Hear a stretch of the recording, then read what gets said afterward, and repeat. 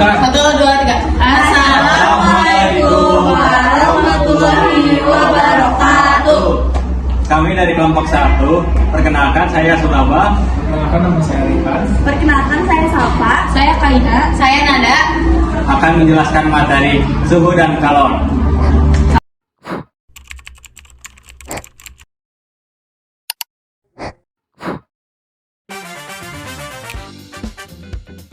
Suhu dalam fisika adalah besaran pokok yang mengukur tingkat panas atau dinginnya suatu benda secara kuantitatif. Secara mikroskopis, suhu merepresentasikan energi kinetik rata-rata atom atau molekul penyusun. Semakin tinggi suhunya, kita memerlukan suatu alat yang dapat menyatakan suhu secara kuantitatif, yang disebut termometer. Pada umumnya, cara kerja termometer bergantung pada sifat termometrik suatu zat. Termometer yang biasa dipakai sehari-hari yaitu termometer kaca atau cairan, yang di dalamnya berisi raksa atau alkohol. Kedua cairan tersebut memiliki sifat termometrik, yaitu sifat fisik zat yang sensitif terhadap perubahan, yaitu panjang, volume, hambatan listrik, dan tekanannya. Raksa dapat menyerap kalor dengan cepat dari suatu benda, sehingga suhunya sama dengan suhu benda yang akan diukur. Selain itu, raksa tidak membasahi dinding tabung, serta memiliki titik beku minus 39 derajat Celcius dan titik didih 137 derajat Celcius.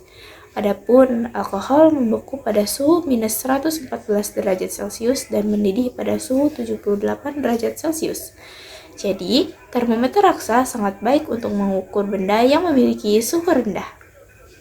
Jenis-jenis dari termometer. Nah, berikut ini jenis-jenis termometer beserta penjelasannya. Lalu, berikutnya ada skala termometer. Skala termometer yang sering digunakan terdiri atas skala Celcius, Reaumur, Fahrenheit, dan besaran pokok satuan SI Kelvin. Nah, skala termometer dapat diubah ke skala termometer yang lainnya. Yang pertama ada hubungan antara Celcius dan Reaumur. Di sini dari Celcius ke Reaumur atau dari Reaumur ke Celcius. Lalu yang kedua ada hubungan antara Celcius dan Fahrenheit.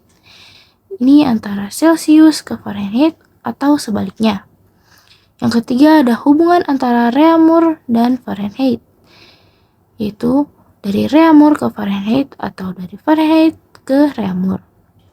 Yang terakhir, hubungan antara Celcius dan Kelvin. Berikut ini ada salah satu contoh soalnya.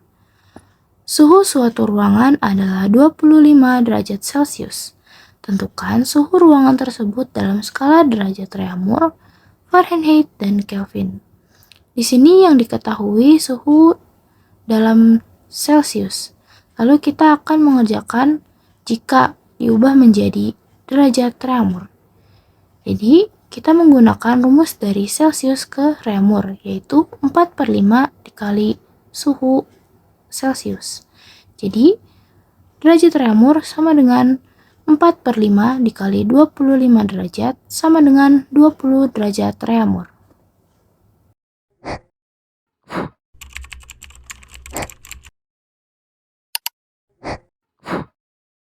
Halo semuanya, di sini aku mau ngejelasin tentang apa itu kalor. Jadi kalor adalah energi panas yang berpindah dari benda bersuhu tinggi ke benda bersuhu rendah.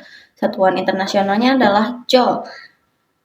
Jadi ada 3 cara bagaimana kalor berpindah. Yang pertama adalah konduksi, yang kedua adalah konveksi, yang ketiga adalah radiasi. Yang pertama adalah konduksi.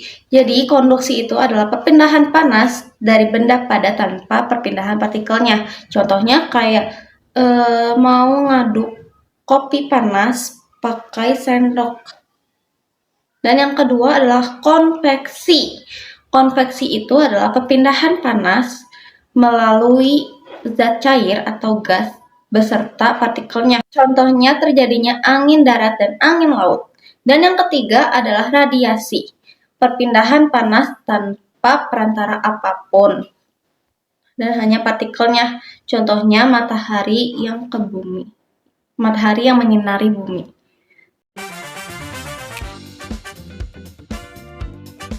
Saya Sulaba di sini akan menjelaskan lebih lanjut tentang pemuaian zat padat. 1. Pemuaian panjang.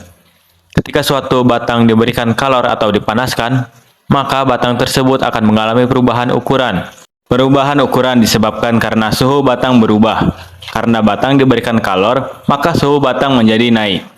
Untuk rumusnya dibagi menjadi 3. Yang pertama, delta pertambahan panjang sama dengan panjang mula-mula dikali koefisien muai panjang dikali perubahan suhu. Untuk rumus kedua, panjang akhir sama dengan rumus ketiga. Panjang akhir sama dengan panjang mula-mula dikali dalam kurung 1 tambah koefisien muai panjang dikali perubahan suhu. 2. Pemuaian luas. Ketika suatu logam berbentuk pelat persegi panjang yang sangat tipis dipanaskan atau diberikan kalor, maka panjang dan lebar pelat ini akan memuai. Pemuaian pada panjang dan lebar pelat ini mengakibatkan luas pelat berubah menjadi lebih besar. Untuk rumusnya dibagi menjadi 3. Yang pertama, pertambahan luas sama dengan luas mula-mula dikali koefisien muai luas dikali perubahan suhu.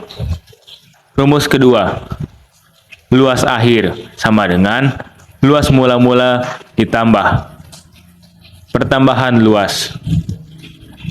Rumus ketiga, luas akhir sama dengan luas mula-mula dalam kurung 1 tambah koefisien muai luas dikali perubahan suhu. 3. Pemuaian volume. Ketika suatu logam dipanaskan atau diberikan kalor, maka panjang, lebar, dan tinggi balok akan memuai karena kalor merambat ke setiap sisi balok. Pemuaian pada panjang, lebar, dan tinggi balok mengakibatkan volume balok berubah menjadi lebih besar. Untuk rumusnya dibagi menjadi 3. Yang pertama, pertambahan volume sama dengan volume mula-mula dikali koefisien muai volume dikali perubahan suhu. Rumus kedua, luas akhir sama dengan luas mula-mula ditambah pertambahan luas. Rumus ketiga, volume akhir sama dengan volume mula-mula dalam kurung 1 tambah koefisien muai volume dikali perubahan suhu. Untuk pemuaian zat memiliki hubungan koefisien dengan sebagai berikut. Selanjutnya ada kalor jenis dan kapasitas kalor.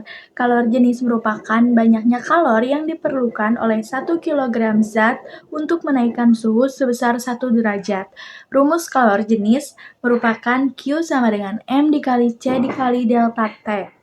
Selanjutnya, kapasitas kalor merupakan banyaknya kalor yang diperlukan oleh seluruh massa benda untuk menaikkan suhu sebesar 1 derajat.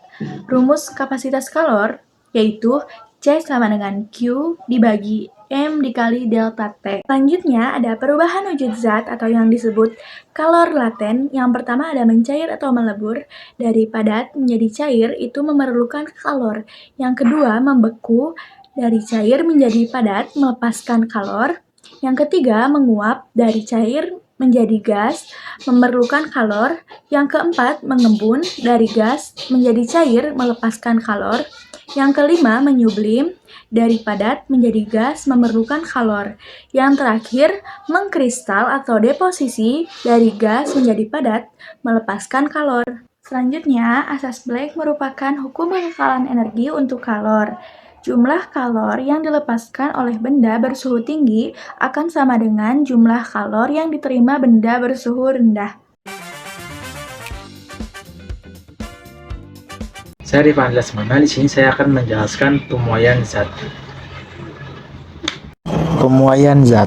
Pemuaian adalah peristiwa bertambahnya ukuran zat karena kenaikan suhu. Antara lain yaitu 1. Pemuaian zat padat, 2. Pemuaian zat cair, dan 3. Pemuaian zat gas. Yang pertama, pemuaian zat padat.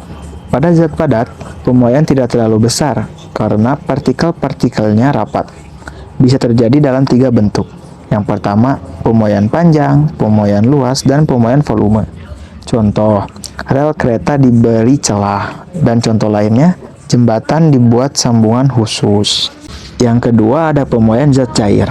Pada zat cair, pemuaian lebih besar daripada padat karena partikel lebih bebas bergerak. Cirinya yaitu hanya mengalami pemuaian volume, tidak punya bentuk tetap. Contohnya, air dalam gelas naik saat dipanaskan, dan juga termometer raksa atau alkohol bekerja karena pemuaian cairan. Yang terakhir ada pemuaian zat gas. Gas mengalami pemuaian paling besar karena partikelnya sangat renggang. Cirinya yaitu mudah berubah volume dan juga sangat dipengaruhi suhu dan tekanan. Untuk contohnya, balon mengembang saat dipanaskan, dan juga ban kendaraan bisa meletus kalau terlalu panas. Sekian. Sekian dari kelompok kami. Wassalam.